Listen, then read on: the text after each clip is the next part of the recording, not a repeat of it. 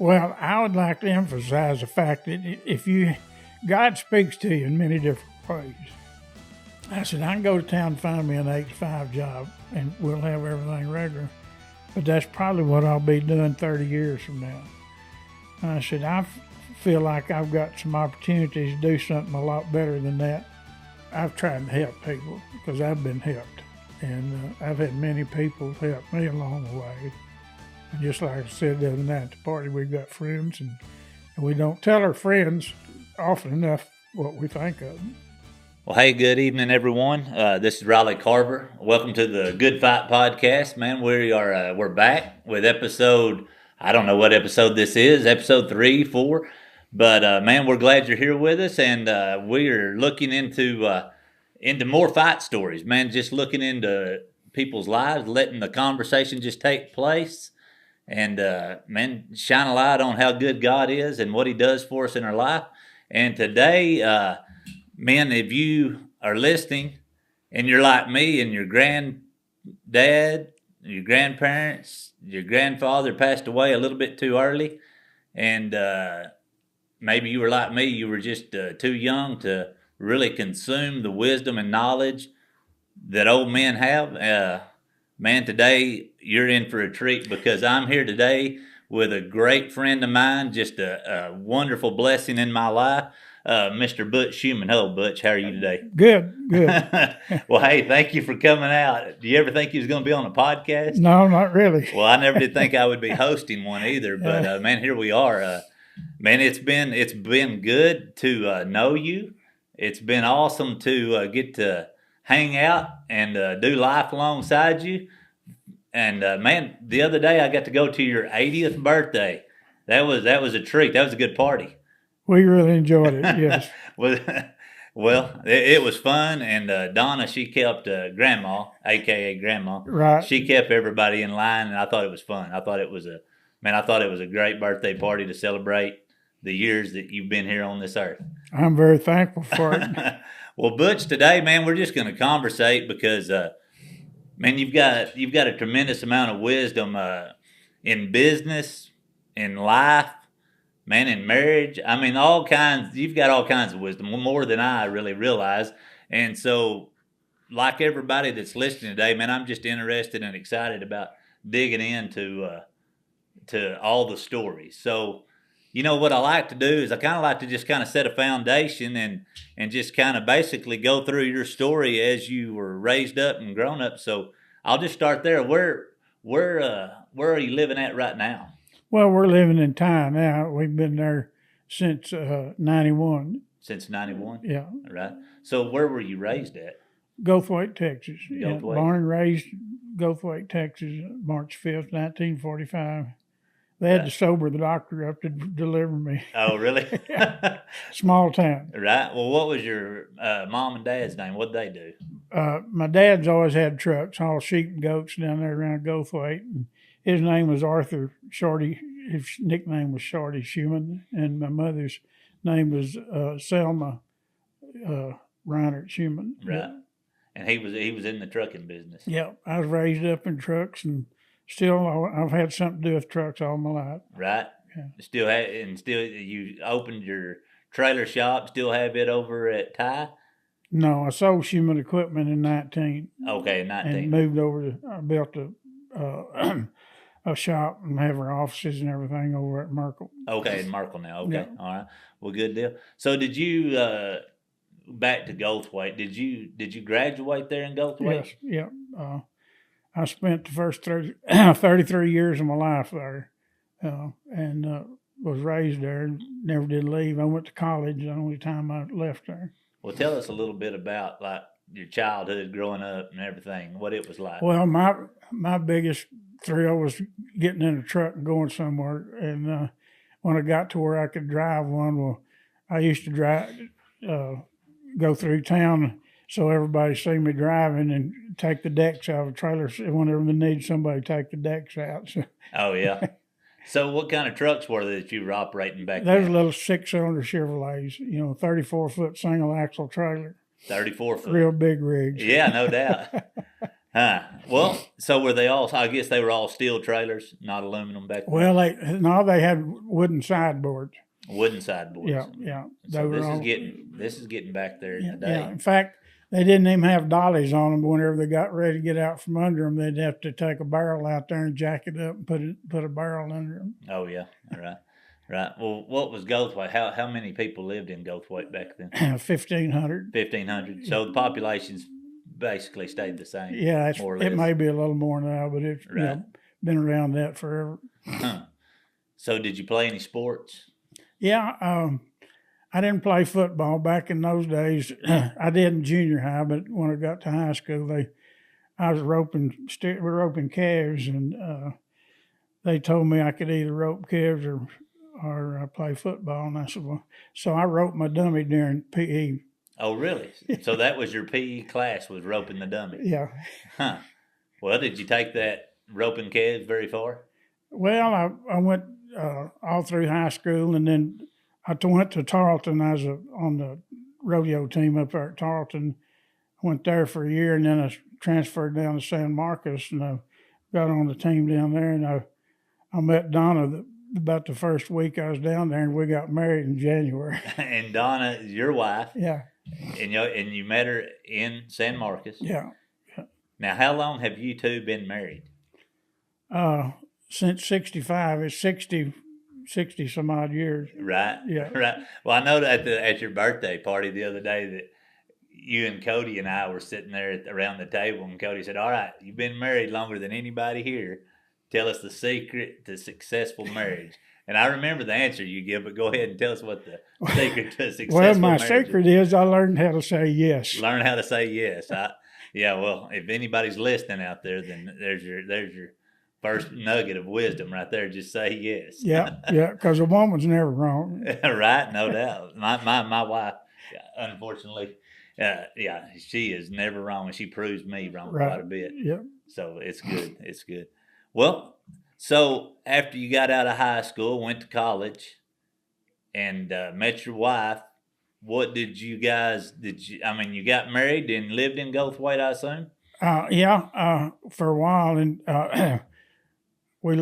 my dad and I were partners, and he bought sheep and sent them to Colorado. We had a couple of trucks. We hauled all lambs up to Colorado, and then we got to where we was bringing old fat ewes back and sending them into Mexico, and we did that from about 65 till 68, somewhere along in there, and then I think 67 or 68, we split up. I took the trucks, bought my daddy's part of the trucks, and stayed in the trucking business and started from there. I think when I bought him out, we had 3 trucks, and I started 3 trucks, and the most I ever had was 7, but ran them till 77. Right.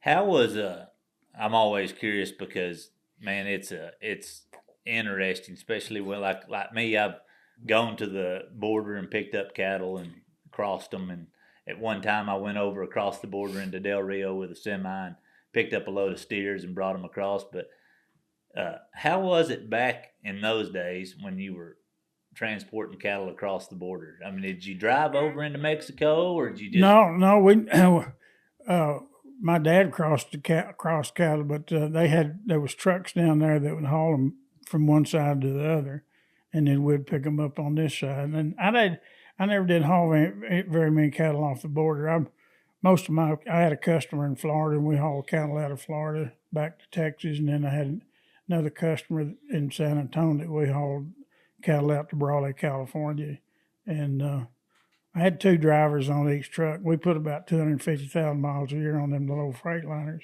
Right. Yeah. So how many? Just curiosity, because of the trucking business has always intrigued me, especially like back in the day before there was CBs and GPS and all that. How did you get around? Simply road maps and road signs? And you learned how to read a road map. You definitely didn't stop asking anybody for directions. Right. That's pretty good. So reading a road map, that's nearly become something that's obsolete anymore. Yeah, I don't mind half the trucks even got one in the truck, you know. Yeah. I have trouble with my phone because it only shows you where to go, and you may want to find a different route or something. And if you don't have a road map, you can't do it. Yeah, there's the highways and the byways. I always took the byways to stay away from the DOTs. Well, and it don't show the port of entries on the telephone. Right. Well, that's pretty interesting. You know, I always, when my kids were being raised up, I made them, have to, when they first started driving, I would make them put their phone down and have to read road signs and understand that the exit, because you can get so used to looking at your phone. Right. Yeah. And following what it's telling you that you'll be lost because, just because you think your phone is supposed to be right doesn't mean it is always. Well, it's not always right, That's and if you don't kind of pay attention to where you're at, you just completely lost then. But man, I do enjoy the phone. I could not get around in Dallas, Fort Worth, or Houston, I couldn't get by without a phone. No, Yeah. So that's pretty neat. So when did you move up into the Abilene area and start your business? Well, I built up to 7 trucks, and we had a good business. I was pretty successful in the trucking business, but I had a gut feeling. Well, let me back up. I got the opportunity to bid on 5 trailers down that were repossessed down around San Antonio, and so I bid on those trailers, hoping to buy the 5 and sell one. I said keep one and sell the rest of them and clear it. And I sure enough was lucky enough to do that. And I thought, man, this is the business I need to be in.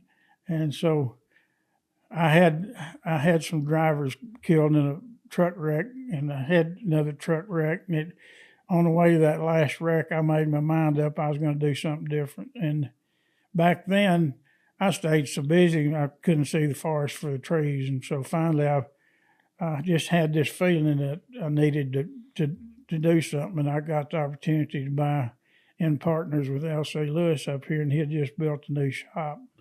And so we moved up here and built a house south of town, and I got a new Merritt, and I got a dealership Merritt Trailers, and we sold trailers, and that lasted about a year, and I don't know, we didn't have a falling out or anything. We just was different, Right. And so I felt like I needed to do something.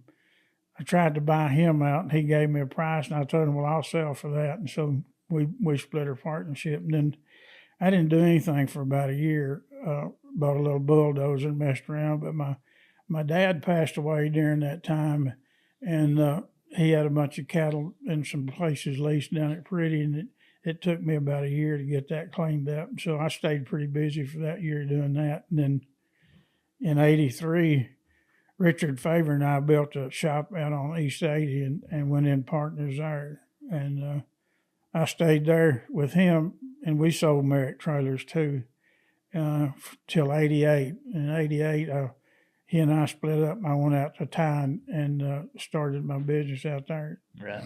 Well, there was a couple things that you said there that, I mean, that's super neat. But, we were talking earlier about that gut feeling. I love that you've always pretty much had that entrepreneur spirit about you. Go get it. And, you'd mentioned that gut feeling. And I think there's a lot of guys out there listening that are going to listen to this that, they're running their own business or thinking about starting their own business. And tell us a little bit about that gut feeling. Like, what is it that makes a person just step out and start a business just on a gut feeling and make it successful? What is it that inspired you just to kind of do that? Well, I would like to emphasize the fact that God speaks to you in many different ways, and that's what he spoke to me, and I had a successful business what I was doing, but it took me a long time to make up my mind to sell what I had and move up here and start a new business and something I'd never done before. But thanks to him, he made it work. He made it work. I didn't, because a person needs to always listen. And like I say, he speaks in many different ways. And so if you have a feeling you need to do something, maybe you need to follow that and have enough gumption to get up and do it. And I guess it was always easy, right? No. We went through the oil bust in '83, and that was a hard time for everybody around. But I've always figured I could make up with hard work what I didn't have brains for, and so far it's worked for me. Amen. Yeah. Isn't that a blessing? Yes. Yeah. Right. Well, you also mentioned that, you couldn't see the forest because of the trees. Yeah. And so starting your own business, putting in the work, and dedicating the time to it, explain that a little bit more about what you're talking about, not being able to see. Well, over the years, I've told many people different times that there's three things a man's got to have in his life. The first thing is God. The second thing is a good wife. And the third thing is a good banker. And I was lucky enough to have all three. Isn't that the truth? Man, yeah, those good bankers, boy, banking's getting difficult nowadays. It's not nothing like, I was fortunate enough, back when I started down there in Goldthwaite, it's a small town, and you had credit until you messed up. When you messed up, you'd ruin your credit. But nowadays, you've got to prove yourself before you can get any credit. It's hard to do that if you can't get anything. Yeah, I can remember the first note that I ever took out, my grandmother co-signed for me on 20 head of Hereford cows. And I think I was like 16. Yeah, probably 16 years old. And I knew the banker, went in there and shook his hand, and he just said, sign here. Here's the money. Go do it, And then throughout my life, even up till today, I've always had a banker that I could just call up and, hey, we're about to do this and make it happen. And that's been very helpful being independent. Sure it is, yeah. Self-employed businessman. You can't get by without it, no doubt, unless you get independently wealthy, know. But no, I think the first time I opened an account down at Mills County State Bank, I was 8 years old, and I think when I was about 12, I borrowed some money to buy some sheep. At 12 years old? Yeah. I love it. That's tell us about that. What was your plan on that? Well, they was feeding out lambs for I don't remember. They had a program in the not the FFA, but the I can't remember the 4-H. Yeah, 4-H. Yes. Yeah, 4-H deal. Anyway, I borrowed some money and fed those lambs out, and then sent them to Fort Worth to be sold. But back to another story I got is when the first time I drove a trailer truck, I was in the 4th grade, and I've been driving a car for a long time before then. Yeah. Yeah. 4th grade. Yeah. Boy, they'd flip out nowadays. Oh yeah. Well, we lived in a small town that wasn't, everybody knew everybody. Oh yeah. So that's why it was in Benjamin, and it still probably is in Benjamin, right. Texas, where I was raised at. Population of 200 people. You drove yourself everywhere you went, and it was nothing to look up and see a kid driving by in a pickup or a ranch pickup. Barely could see. They couldn't see over the steering wheel. Yeah. And that it's just different times. But when I was a young man, a kid, my dad and my granddad expected you to have to drive so that you could help them out. And so as soon as you were old enough to reach the clutch and the brake pedal, then if you could get it in gear and stop it, that's all you needed. That's right. Yeah. And it's different nowadays, for sure. Well, and today, the people that are raised that way, when you're hiring people to work, if you can hire somebody like that, well, you're 10 times better off than people that are raised in town, and they just don't have a background of common sense. Right. You know, I've always said some of these guys that worked for me didn't have a daddy Yes. because they didn't know the basics about anything. You know, Yes. and I'd take for granted that they knew something, and they never had been taught that. I have an uncle that he swears he can go to a little league baseball game, and he can tell just by watching the kid play baseball. He can tell whether they have a dad, or he can tell what their dad does for a living or doesn't do at the house just by watching the kid play. And Right. there might be something to that, but yeah, I think the first time we ever like hauled grain to town, I was probably 11 years old, and the Mack truck that we drove didn't have any power steering, Oh yeah. and which typical Mack, Right. Yeah. and I could reach the clutch, but I couldn't hold the clutch and the steering wheel good enough to shift the gears. But my cousin could shift gears while I did the rest, Yeah. and then he'd help me turn the truck. He'd sit over in the back anyway. And so that's just different times. Oh yeah. And, but it's fun thinking about all that stuff. That you brought all that to mind when you started talking about driving that truck so early in life. So, with all the things that you've got going on, tell us a little bit about your faith journey. You've been in business. You married the love of your life. You guys are still married and doing well. Been successful in lots of things, followed your gut feeling. Tell me a little bit about your faith journey that has gone on as you have progressed and gone through life. Well, the one thing that I really regret is I didn't raise my kids in the church like I should have. We went to church and took the kids to church, not on a regular basis, but and I wasn't saved till I was 59 years old. And I went to walk to Mass, and I was saved on that. And do you remember who was the lay director, or what walk number was that? Do you it was remember? 119, walk number 119. I don't remember the lay director. I was trying to remember the guy that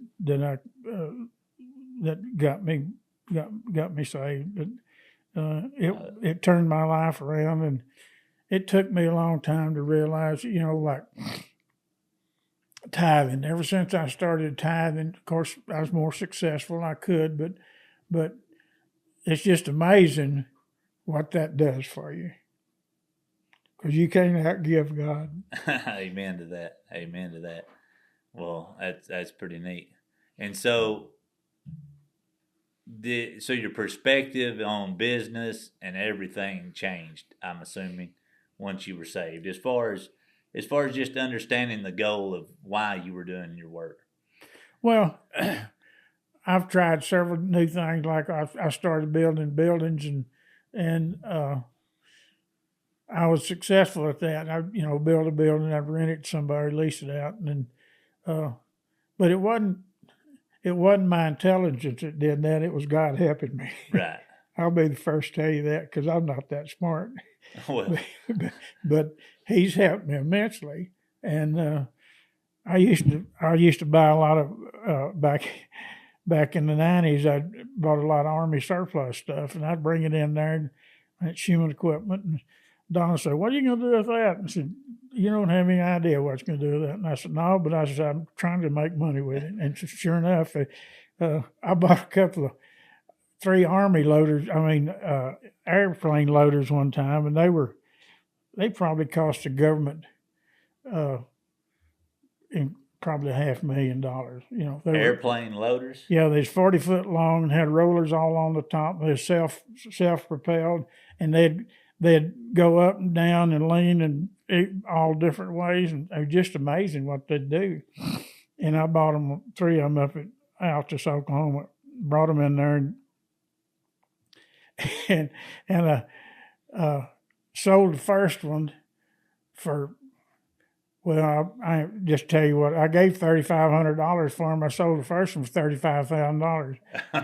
A little profit. Yeah, and the second one, and that first one was just like brand new. You'd have to go to the factory, got one any newer. And the second one, uh, they everything worked on it, and I think I sold it for like 15,000. And then the third one they'd cannibalized it, and we ended up cutting it up. But it did pretty good. Right. And no, it sounds like it. Yeah. Sounds like that was good. And when I bought them, I didn't have a clue what I was going to do with them. Right. But there again, it wasn't my intelligence. It's God placed things in my life to work. Well, yeah, I believe that, but I also believe that it was. You had to try it, and you had to step out into it. Back into that gut feeling. If you got a feeling that something work, you got to try it, or it ain't going to work. Right. Well, for sure. If you aim at nothing, you're going to hit it. Right. That's continuously, right. 100% of the time. So, what are you doing these days? Like, what's going on in life besides birthday parties and easy living? Well, I buy and sell some real estate. I've done that when I moved up here. Jack Chamberlain and I bought and sold. Over the years, I've bought several pieces of real estate and developed it, and just kind of I bought my groceries with my trucking business, but the money I've made mostly is off of real estate over the years, and I'm developing I've got 10 tracts over at Trent that I'm selling 2-acre lots off of, and then I've got a 300 and something acres over there that I'm going to try to divide up and sell all together. But, and you get to go do all the work yourself and clean it up. Yeah, we put a road in where that development is, and I bought 500 acres down there that White's Mines, and I've got a bunch of equipment down there. I go down there, and the guy that works for me, and we make tanks and build tanks bigger and do all kind of stuff down there. I got plenty to do. Mm-hmm. It's a never ending deal. Well, no, I hope that like I told you earlier, I hope I can get around and do the things you're doing and keep. And I'm sure that's how you stay young, is continue to push yourself and try things out. Yeah, and I'm very thankful that I can still get around. Yes. Well, hey, before I go any further, because you had told me a story the other day, and this is kind of backtracking a little bit back to your trucking days, but you had said something about hauling a load of sheep down, I think you said to San Antonio, and Donna, your bride, was asleep in the sleeper. Go ahead and tell that story. Well, while I was unloading, it took a long time to unload, and we got down there about 2:00 in the morning, and I told her, I said, get back here and take a nap in the sleeper. So she got back here in the sleeper. There's a cab over truck, and so there's a curtain there, and she got back there and went to sleep, and I got through unloading the sheep, or goats, and there's a little truck stop down there, so I went down there and cleaned up, because you had to crawl around on your hands and knees in that trailer to unload, and you smelled pretty rank, so I went over and cleaned up a little bit. While I was in there cleaning up, Donna decided she had to go to the bathroom, so she gets out and goes to the bathroom. Well, the curtain was down, and I didn't know she had got out, so I cranked the old truck up, and I'm headed out, and I got down the road about a quarter of a mile. We was in one of the worst parts of San Antonio, it wasn't. Of course. Yeah, and there's a pickup behind me, kept blinking his lights, and I thought, what does this dude want, because I didn't want to stop, it's not a good part of town. So finally, after so much of that, I thought, well, there must be something wrong. So I stopped. I got out with my tire tool in my hand. Well, here comes Donald running up the side of the truck. Yeah, and this was before cell phones or anything. Oh, yeah. If I'd have got on the interstate, they'd been Katie bar the door. Oh, that would have been good. Yeah. Getting nearly halfway home and looking at that curtain, wondering well, if to this still day, asleep. She won't crawl back and sleep for a truck. Afraid she's going to be left? Yeah. That's pretty good. Well, so one of my things about bringing you on here, one of the reasonings for bringing you on here was because I know you've been in business and you've got a tremendous amount of try and just just energy to run a business and to do new things. And I think there's a lot of people, because they feel like they're walking out this Christian life, or they think hey, I want to be a Christian, but I can't be a Christian and continue to do business. Man, that's just a complete false, you know, philosophy and religion Absolutely. and theology Absolutely. and so, man, I believe, and Scripture tells us that work hard at everything you do, find something good to do with your hands, because that's where the enjoyment is in life. Uh, And do it for God. yeah, and do it for God, man. Yeah. So you know, I think there's a lot of people that need to hear that. Hey, man, God's with you everywhere you go, including your business, and man, there's blessings to be had in business because if you hadn't have created this work, then somebody wouldn't have had a job, and if Right. they wouldn't have had a job, they wouldn't have been able to feed their family. So, do you want to expand on that just a little bit more? Yeah, I mean, I'd be glad to, because that's one thing my dad taught me that nobody will ever be able to take away from me, is to do trading and buying and selling stuff, and just to being able to trade. But when I walk into a deal, I feel like it's not a good deal if it's not a good deal for everybody involved. right, And if it isn't, then walk away from it. The other thing is, like if I'm buying a piece of property or truck or anything else, if God wants me to have it, what I do is I tell the guy what I'll do, and if he takes me up on it, fine. If he don't, I wasn't intended to. right, yeah. But it's just straight up. Everybody's making money. It's yeah, And one thing, whenever you're in business, buying and selling stuff, you don't make money when you sell it. You make it when you buy it. man. That is such good advice. I was told that advice when I was probably 35, 36 years old from a business guy. He said, Yeah. and that was the first time it ever dawned on me at the time. And that's good advice, that you don't make money when you sell. Everybody up and down the street may have the same thing you got, so it's going to only bring so much money. So you, like I say, you make your money when you buy it. Yes, sir. Yeah. Well, that's neat. So I'm trying to think here on like all of your real estate and your different business adventures. Talk a little bit about how, when you're married, how your wife and you are partners, and it's all one. You become married, you're one. It's her business. Advice from your wife, because I know, man, everything that I've done, and when I listen to my wife, she shows some good insight. Well, my wife's a little bit different. I never have done anything right yet. But maybe I shouldn't have asked that question.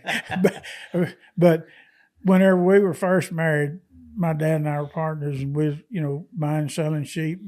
And I mean, sometimes we'd work nearly around the clock. Well, her daddy had been retired from the post office, and he'd always work 8 to 5 or 2 to whatever, at regular hours. He was home at the regular time. They had their meals at the regular time and everything. And so, she was belly aching one time about that. And I said, well, look, I can go to town and find me an 8 to 5 job, and we'll have everything regular. But that's probably what I'll be doing 30 years from now. I said, I feel like I've got some opportunities to do something a lot better than that, and I feel like that I'm going to pursue that, and I'm not going to have no 8 to 5 job. Right. Go from can to can. Right. So you just set your goals, and when you achieve them, look over the ridge and set some more. And my objective was to be my own boss and have my own business, and I've never, I don't guess I've ever took a paycheck off of something that I wasn't part owner in. Right. And I've been in partners with several different people, but since '88, I started Shouman Equipment, and I've not had any partners. And that's not a bad thing. Sometimes each partner can contribute to something, but just Jack Chamberlain and I were partners on what we call Bronco Properties, and we bought and sold.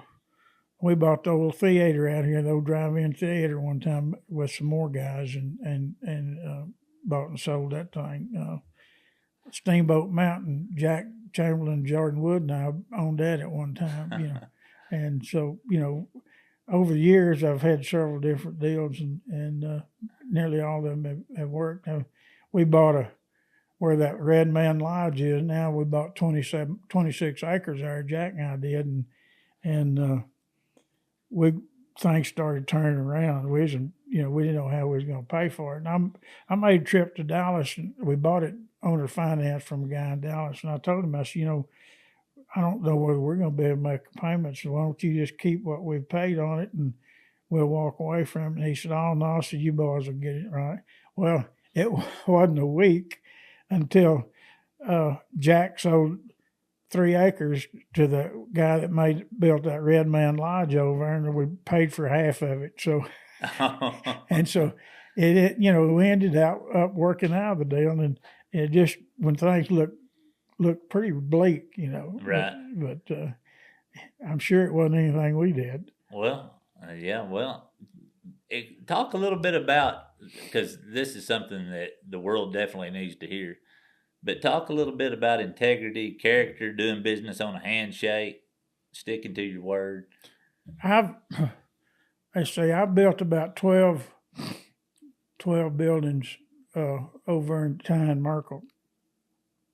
And every one of them cost well over $100,000. In fact, one of them cost about $600,000. But Guy Bolton down there at Coleman, he and I, every one of them been on a handshake. Most of them was drawn out on a napkin. And there's not many people left like that anymore. But if I can't do business with a guy on a handshake, I don't want to do any business with him. Right. Well, the banker I have now, he's an extremely good guy. And, of course, the way things are, you have to do a tremendous amount of paperwork. But like he says, this paperwork's no better than the word or the handshake you're receiving from the guy across the table. Over the years, these bankers will, when I was selling trucks and stuff, they, didn't want to finance a truck. They'd finance a boat or something like that, but they wouldn't finance a truck. Well, when you get right down to it, they're loaning you the money, and you're either going to pay it to them or not, and it don't make any difference whether it's a boat or a side saddle. Yeah. Yes, sir. Yes, sir. Well, man, we've covered all the business aspects, and so I know where you go to church. Man, it's a great place. I was associate pastor there for several years, and that's how I got to know you. Yeah, yes, sir. Yeah, because of church and relationships in church, and I think that's why, man, our relationship's been so good. But a lot of people don't know this, and I know you're probably one of those guys that want to keep it under the table. But I've got to just tell you that, man, for a young man like me, when we planted the church in Stanford, Texas, and before we even had a location found, and before we even had really direction on where it was we were going, you were the first guy that came up to me, and you handed me a check, and you said, this is for you to go plant that church.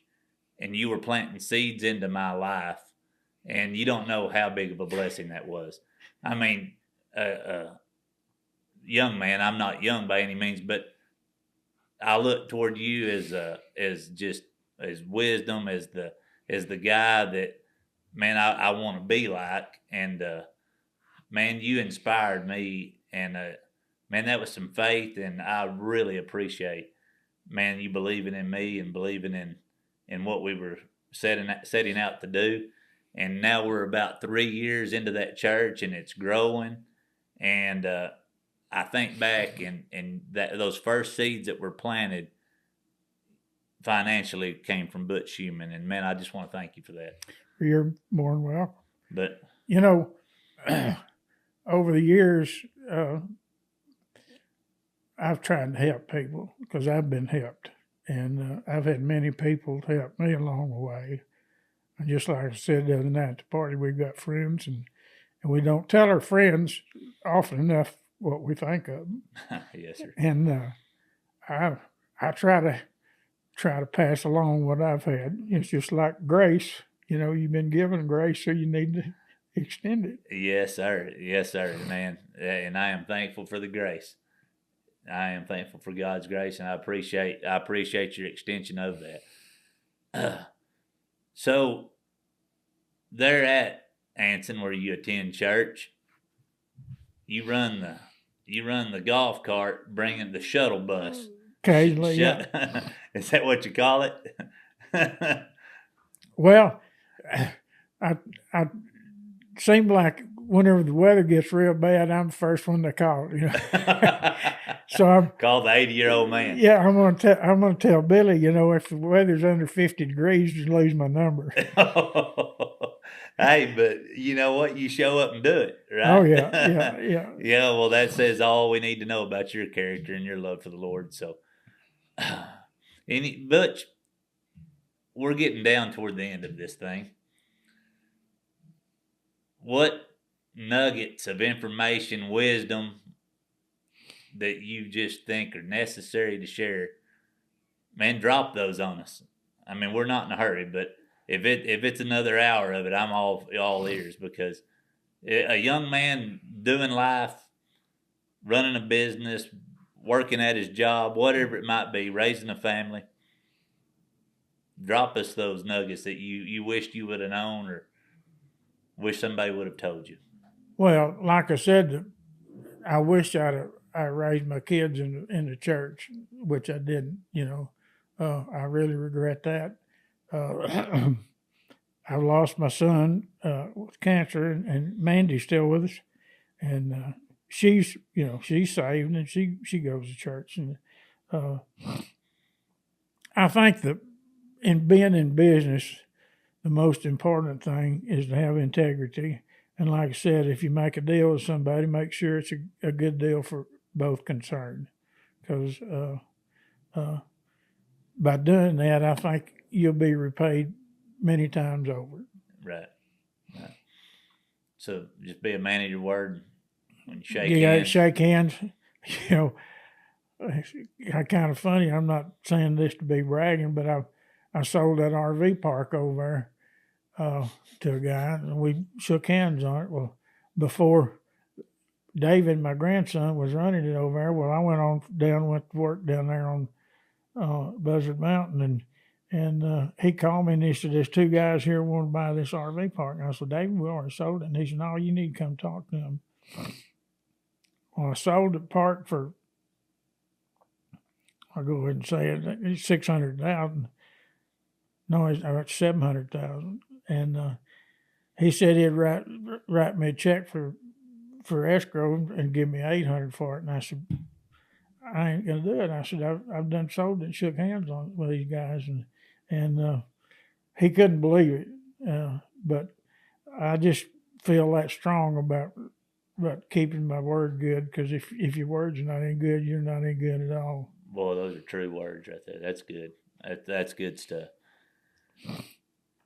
Well, Butch, man, I appreciate your time. I appreciate your friendship. I appreciate your guidance and how you've helped me progress in my life. And, man, I look forward to living it out and fighting the good fight with you for many more years. So I appreciate it, and thank you very much for being on here with us. Well, thank you, and I hope this helps somebody. Well, I'm sure it will.